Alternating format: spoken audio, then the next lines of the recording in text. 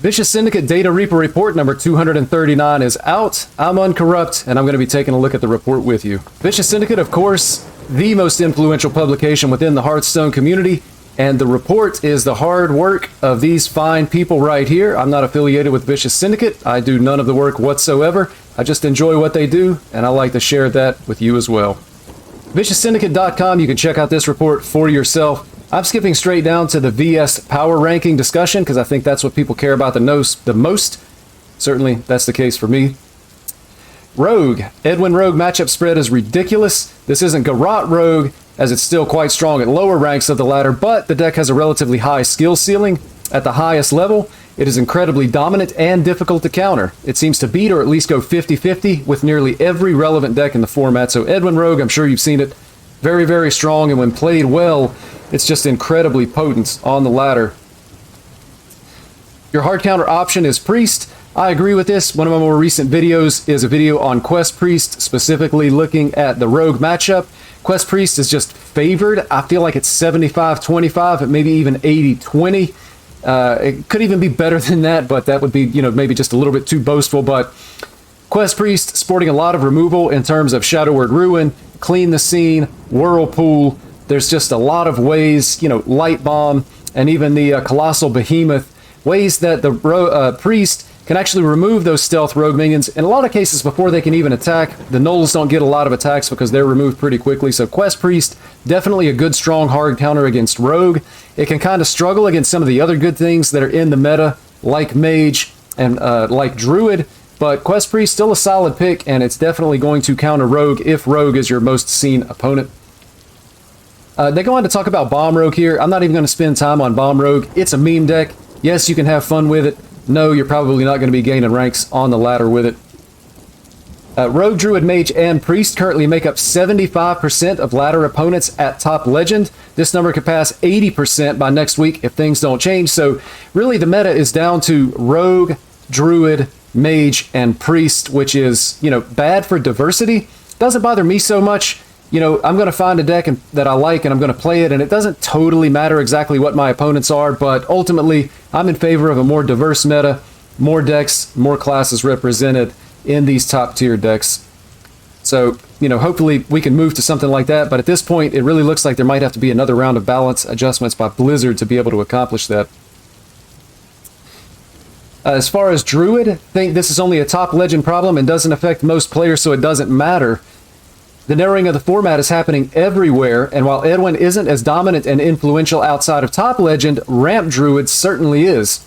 In a theoretical meta in which the Edwin buff is reverted, Ramp Druid becomes the new Edwin Rogue. Its matchup spread is almost as absurd.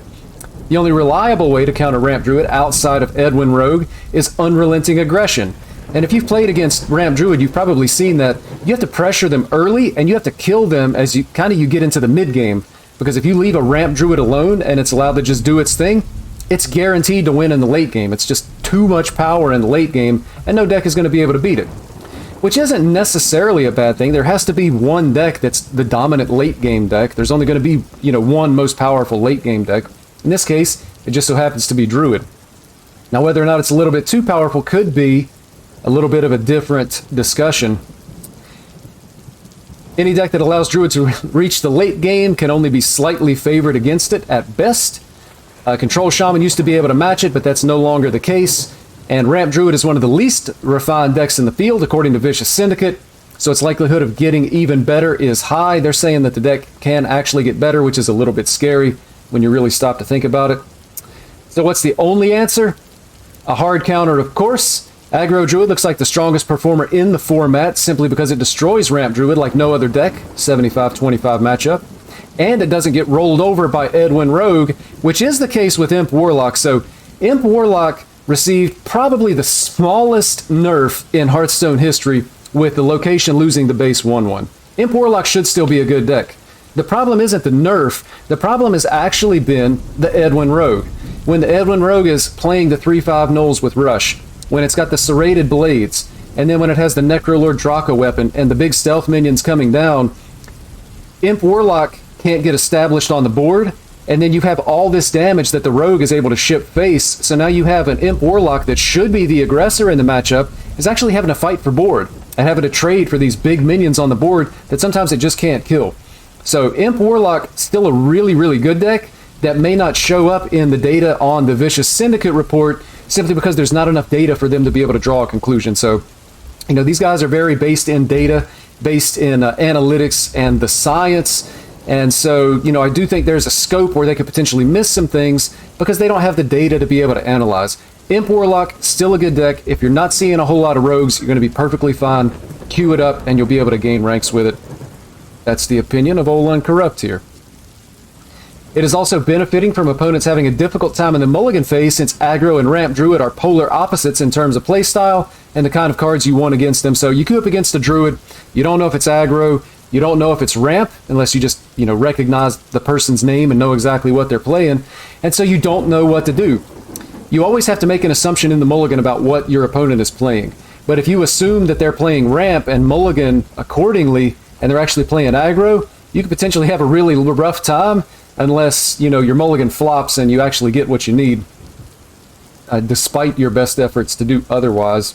So that makes, you know, Druid just kind of a scary class, and those two decks probably just a little bit better than they should be. Their win rate is going to go up a little bit if people don't have the tools they need to be able to beat the deck that they're actually facing. With aggro Druid looking this strong, it's likely going to skyrocket in popularity, so be on the lookout for that.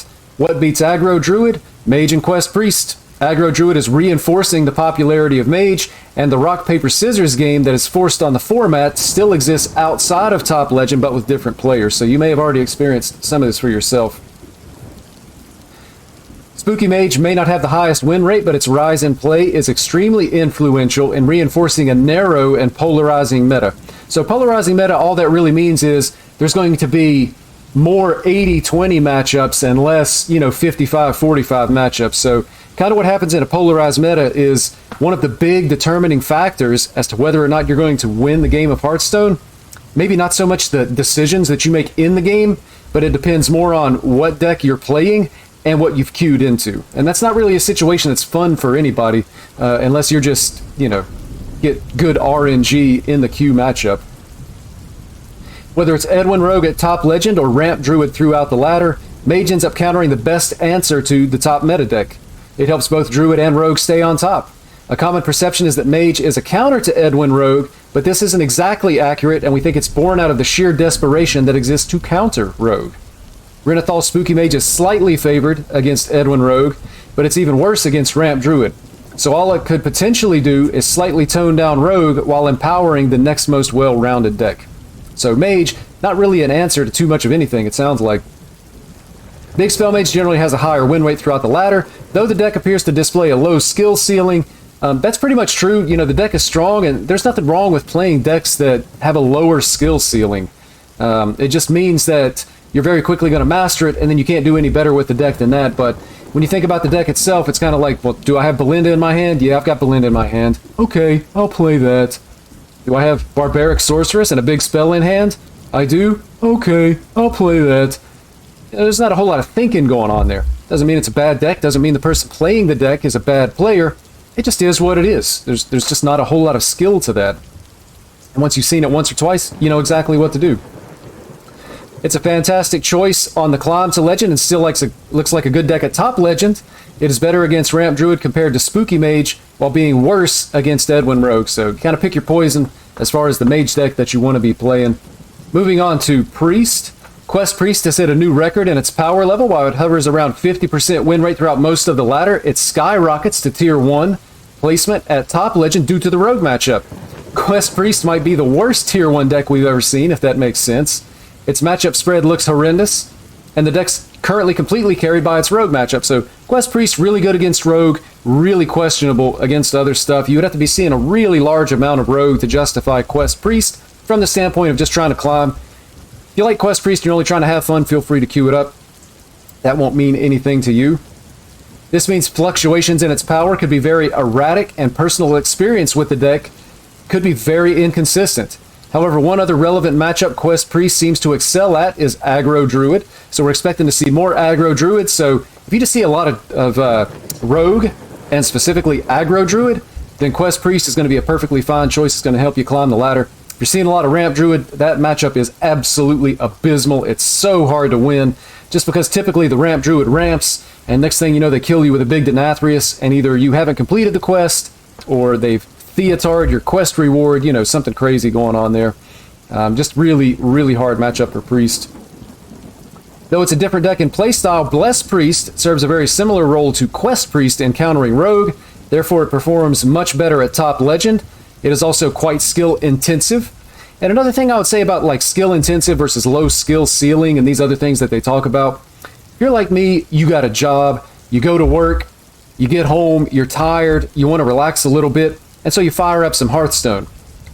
But if you've had a long day at work and you're suffering from mental fatigue as well as physical fatigue, you don't necessarily want to be sitting there doing calculus on some of these decks like Garrote Rogue or, you know, to a lesser extent, Boar Priest or Blessed Priest. There's nothing wrong with queuing up a deck that's going to be a little bit simpler for your mind to be able to handle for the state that you're in, you know? Again, doesn't mean you're a bad player. It doesn't really mean anything at all. It's just a personal choice. But I do think that you can gain an advantage if you're trying to climb the ladder and you say, man, I'm tired today.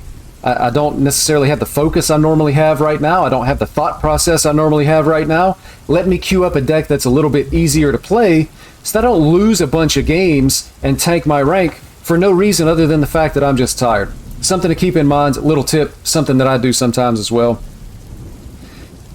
Back to Blessed Priest, this is another deck very polarizing and inconsistent, but one thing it has over Quest Priest is it's much better against Ramp Druid and believe it can significantly improve the matchup through a specific card choice. And that card choice is Focus Will, just being able to silence your frozen minion, give it 3 health, and then, you know, you throw a bunch of blesses, wigs, whatnot on it, you get this huge minion, then you can kill your opponent kind of with a surprise lethal, so to speak. They go on to talk about Naga Priest. Nobody likes Naga Priest because it's not fun to play. It doesn't really matter how strong it is. It's just not fun, so nobody ever plays it. The nerf to Vile Library has slowed down Imp Warlock, while the nerf to Shaman seemed to have been a positive change for Warlock in theory. The emergence of Rogue has taught Warlock players a lesson. Snowfall Guardian might be hard to deal with, but a game of Hearthstone can still be played. Much harder to play against Wild Paw Knolls. I covered this a little bit earlier.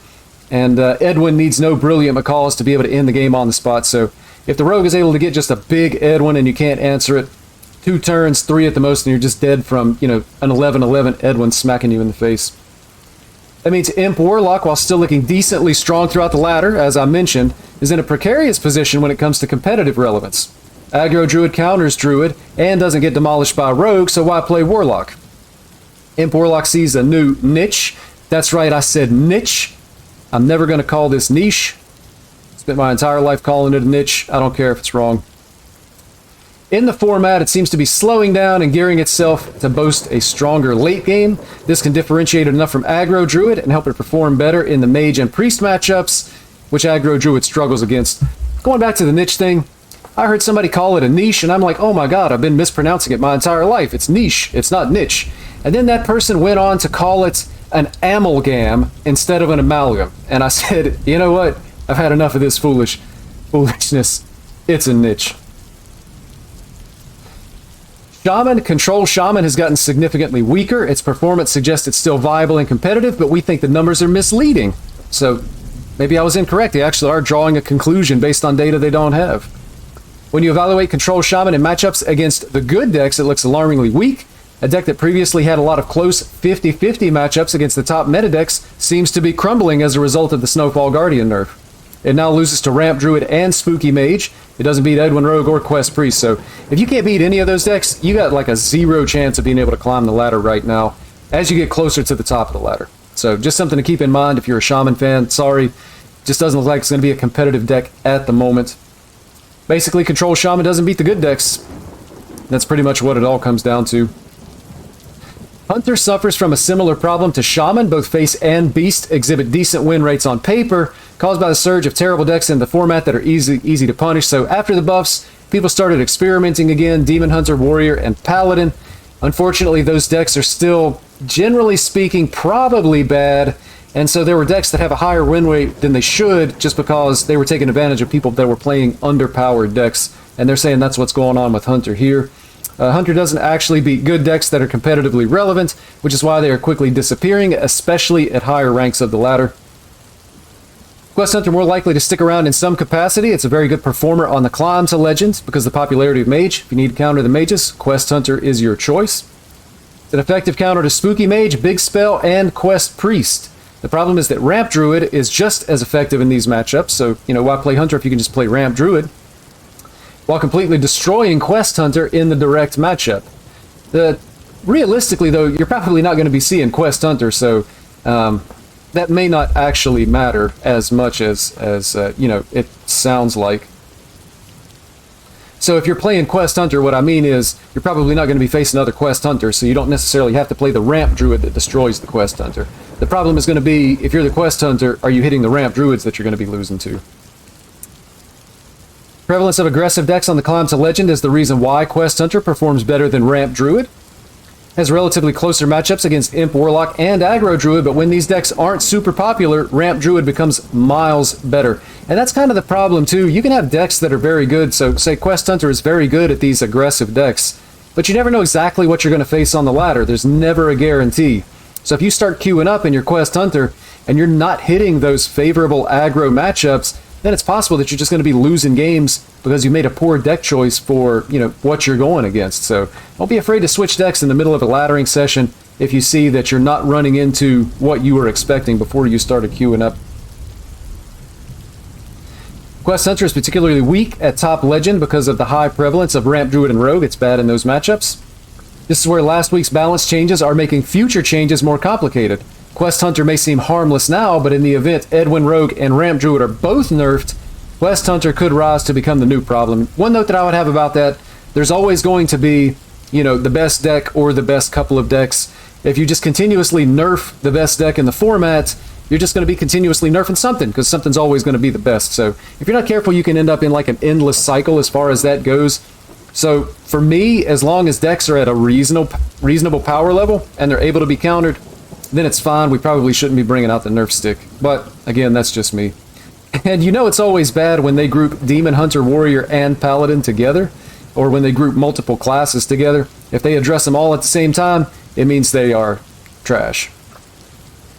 Demon Hunter decks are not good. Contrary to popular perception, they are somehow competitive. Listen, there's a lot of influencers within the Hearthstone community that are peddling these decks. More so for fun, more than necessarily climbing the ladder. Just keep that in mind. There's always a lot of bait. They got the #1 Legend symbol on their thumbnail or their tweeting lists and so on and so forth. Just be careful about the decks that you're playing from these classes right now. It's probably not going to be good unless somebody has a lot of stats. I will get to this next thought in just a second. Death Rattle DH, closest thing that the class possesses to something that works. Nice tier 3 rate outside of Legend that's going to decline next week. So Demon Hunter bad. We'll give Enrage Warrior some credit. It got better thanks to the buffs. It was just so far away from being remotely playable that even adding 8% in its overall win rate leaves it deep in tier 4. That's just how bad this deck was. It was really awful. Maybe one of the worst decks / worst classes in the entire history of Hearthstone. It was really amazing. One specific build could be better than the current aggregated stats suggest, and we feature it in this report. Don't expect miracles, but Enrage Warrior could be slightly playable. So that's interesting. And one thing that I would add here is I featured a video on my channel, featured a deck from Groves Keeper HS. You can catch him on Twitter. I believe he also streams on Twitch. You'll be able to catch his Twitter handle in the video. I wanted to make sure that I gave him credit for that. He has an Enrage Warrior. He's been playing in like the top 200 all month with Enrage Warrior. He's got like 400 games, and I think he's still, 52, 53, 54% win rate. So if you're looking for an Enrage Warrior deck, be sure and check out the Groves Keeper HS version. I think that might actually be the best version available, and it's going to be a little bit different than the one that you're going to see in this Vicious Syndicate meta report. Paladin got buffed and somehow got worse, and I actually made a comment to somebody on Twitter about this. I was like, oh wow, somehow Paladin got worse. And then, people began explaining to me what was going on, and it was really just kind of intended to be a little bit more of a joke or but whatever. Paladin got buffed and somehow got worse, while Demon Hunter and Warrior made some progress away from being gutter trash. Oh, baby, gutter trash. Paladin jumped head first into the dumpster. Many of the buff cards seem to be a trap. Players have been hoodwinked, bamboozled, led astray, run amok, and flat out deceived. This is the worst class in the game, and it's not even close, so I'm not sure that I've ever seen the humor in a Vicious Syndicate report before, but that was actually a little bit funny, so give credit to the guys for that. That's actually going to wrap up my analysis of the Vicious Syndicate report. ViciousSyndicate.com, you can check out all this information for yourself, plus more that was not covered in this video. I'm Uncorrupt. Thank you for watching.